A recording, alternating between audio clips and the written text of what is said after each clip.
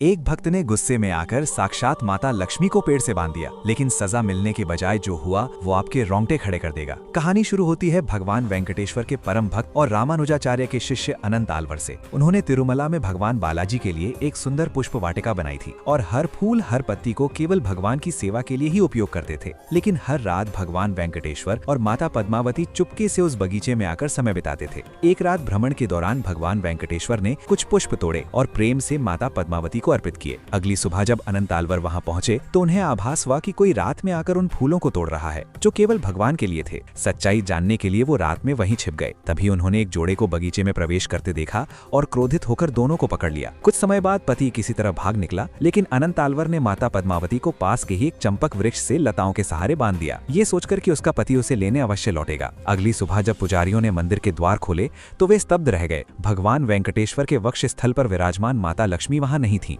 तभी आकाशवाणी हुई, माता लक्ष्मी अनंत आलवर की पुष्प वाटिका में बंधी हुई हैं। ये सुनते ही सभी ब्राह्मण तुरंत वहां पहुंचे और ये दृश्य देखकर चौंक गए। अनंत आलवर अपनी गलती समझ गए और फूट फूट कर रोने लगे। फिर वे माता लक्ष्मी को फूलों की टोकरी में बिठाकर भगवान के पास ले गए। ये देखकर भगवान वेंकटेश्वर मुस्कुराए और बोले, तुमने अपनी बेटी को मेरे पास लाया है, इसलिए आज से तुम मेरे मामा हो। तभी से माता लक्ष्मी पुनः अपने स्थान पर विराजमान हो गई। इससे हमें ये सीख मिलती है कि भक्ति में इतनी शक्ति होती है कि भगवान भी अपने भक्त के प्रेम से बंध जाते हैं। ऐसे भक्त प्रिय भगवान के लिए एक लाइक तो बनता है और कमेंट में जय तिरुपति बालाजी अवश्य लिखें।